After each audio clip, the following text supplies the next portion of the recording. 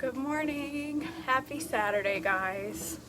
It's a beautiful day here. I have a feeling it's going to be a good day today. So I'm going to start it off right in the Word, and I hope you join me. So, okay, June 5th, day 47, something like that. Solomon's many wives. Hope there's not more saucy reading in this. 1 Kings 11, 1 through 13.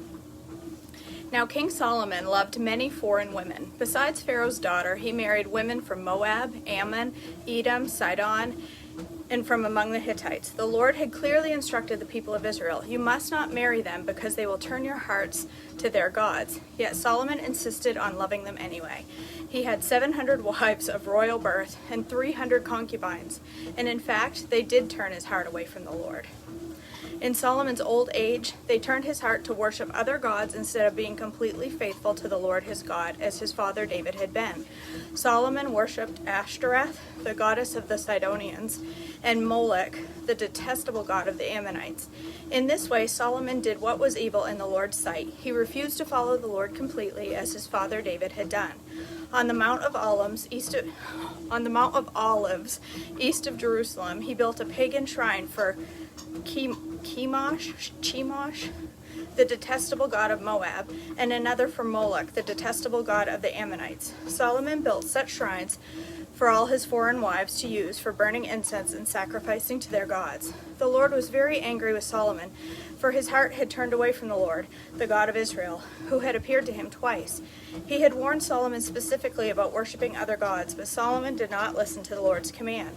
So now the Lord said to him, "Since you have not kept my covenant and have disobeyed my decrees, I will surely tear the kingdom away from you and give it to one of your servants. But for the sake of your father David, I will not do this while you are still alive. I will take the kingdom away from your son, and even so, I will not take the entire kingdom away from him. I will let him be king of one tribe, for the sake of my servant David, and for the sake of Jerusalem, my chosen city." Solomon's enemies, 1 Kings 11, 14 through 25. Then the Lord raised up Hadad the Edomite, a member of Edom's royal family, to be Solomon's adversary. Did I read that right? Adversary. Years before, David had defeated Edom. Joab, his army commander, had stayed to bury some of the Israelite soldiers who had died in battle. While there, they killed every male in Edom.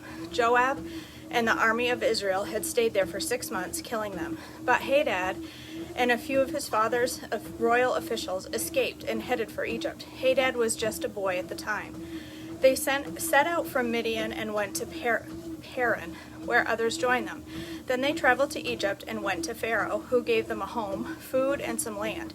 Pharaoh grew very fond of Hadad, and he gave him his wife's sister in marriage, the sister of Queen Tahpenes. She bore him a son named Genebeth. Tahpenes raised him in Pharaoh's palace among Pharaoh's own sons. When the news reached Hadad in Egypt that David and his commander Joab were both dead, he said to the Pharaoh, "Let me return to my own country." "Why?" Pharaoh asked him. "What do you lack here that makes you want to go home?" "Nothing," he replied, "but even so, let me return to my home."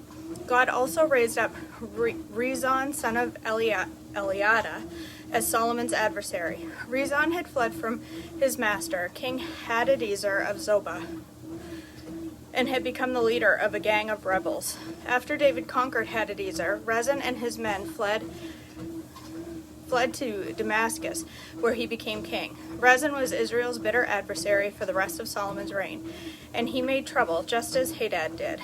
Rezon hated Israel intensely and continued to reign in Aram. I need bifocal context, apparently. I can't see it as well as I can with my bifocals. Jeroboam rebels against Solomon. 1 Kings 11, 26 through 40. Another rebel leader was Jeroboam, son of Nebat. one of Solomon's own officials. He came from the town of Zeradah in Ephraim, and his mother was Zeruiah, a widow. This is the story behind his rebellion. Solomon was rebuilding the supporting terraces and repairing the walls of the city of his father David. Jeroboam was a very capable young man, and when Solomon saw how industrious he was, he put him in charge of the labor force from the tribes of Ephraim and Manasseh, the descendants of Joseph. One day, as Jeroboam was leaving Jerusalem, the prophet Ahijah from Shiloh met him along the way. Ahijah was wearing a new cloak. The two of them were alone in a field, and Ahijah took off the new cloak he was wearing and tore it into 12 pieces. Then he said to Jeroboam, Take 10 of the pieces, for this is what the Lord, the God of Israel, says. I am about to tear the kingdom from the hand of Solomon, and I will give 10 tribes to you. But I will leave him 1 tribe for the sake of my servant David, and for the sake of Jerusalem, which I have chosen out of all the tribes of Israel. For Solomon has abandoned me and worshipped Ashtoreth, the goddess of the Sidonians, Chemoth, the god of Moab, and Moloch, the god of the Ammonites. He has not followed my ways and done what is pleasing in my sight. He has not obeyed my decrees and regulations as David his father did. But I will not take the entire kingdom from Solomon at this time. For the sake of my servant David, the one whom I chose and who obeyed my commands and decrees, I will keep Solomon as leader for the rest of his life. But I will take the kingdom away from his sons and give 10 of the tribes to you. His son will have 1 tribe, so that the descendants of David, my servant, will continue to reign, shining like a lamp in Jerusalem, the city I have chosen to be the place for my name. And I will place you on the throne of Israel, and you will rule over all that your heart desires. If you listen to what I tell you and follow my ways and do whatever I consider to be right, and if you obey my decrees and commands as my servant David did, then I will always be with you. I will establish an enduring dynasty for you as I did for David, and I will give Israel to you. Because of Solomon's sin, I will punish the descendants of David, though not forever. Solomon tried to kill Jeroboam, but he fled to King Shishak of Egypt and stayed there until he died. Summary of Solomon's reign. 1 Kings 11:41 through 43. This was around 930 BC. The rest of the events in Solomon's reign, including all of his deeds and his wisdom, are recorded in the books of the Acts of Solomon. Solomon ruled in Jerusalem over all of Israel for 40 years. When he died, he was buried in the city of David, named for his father. Then his son, Rehoboam, became the next king. 2 Chronicles 9:29 through 31.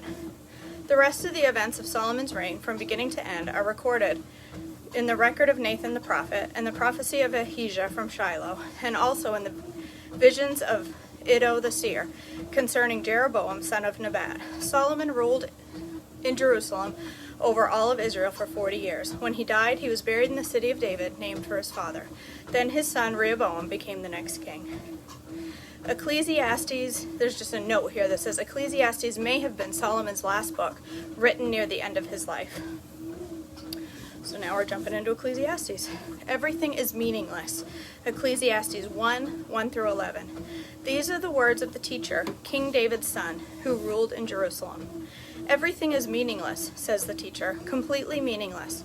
What do people get for all of their hard work under the sun? Generations come and generations go, but the earth never changes. The sun rises and the sun sets, and then hurries around to rise again. The wind blows south and then turns north. Around and around it goes, blowing in circles. Rivers run into the sea, but the sea is never full. Then the water returns again to the rivers and flows out again to the sea. Everything is wearisome beyond description. No matter how much we see, we are never satisfied. No matter how much we hear, we are not content. History merely repeats itself. It has all been done before. Nothing under the sun is truly new. Some people say, here is something new, but actually it is old. Nothing is ever truly new. We don't remember what happened in the past, and in future generations, no one will remember what we are doing now.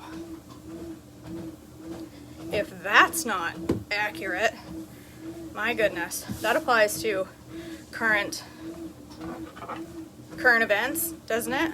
Sure, I sure think it does. All right, that's it. That's all. Saturday, she's done. All right, you guys. Can't see any comments. My phone's being stupid again. All right. I am going to go upstairs, and I don't know what I'm going to have for breakfast yet. I haven't decided. But I am going to make skinny truffles this morning because, Bonnie, I'm just seeing your comments now. I'm going to make skinny truffles to get me through the week. I haven't had them in a while. I've been wanting to make them, and I got the mold to use that I want to make, and I'm going to go upstairs and make them with you. And maybe something for breakfast because I'm starving, and I don't know what, but I'll figure that out. All right, you guys, I love you all. Have a blessed Saturday. If you don't join me for breakfast, I hope that you just have a wonderful day today and you have the opportunity to bless someone else. All right, have a great day, and I will see you back for Treadmill Devotions tomorrow morning. Bye, guys.